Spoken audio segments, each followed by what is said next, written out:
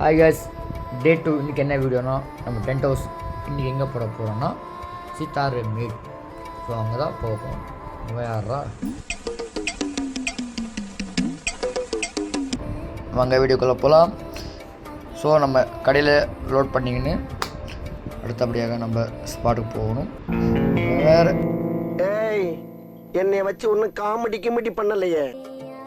So நம்ம வந்து எடுத்து தான் ஸ்பாட் இப்படி இருக்க இடத்த நம்ம மாற்ற போகிறோம். வாங்க வீடியோக்குள்ளே போகலாம்.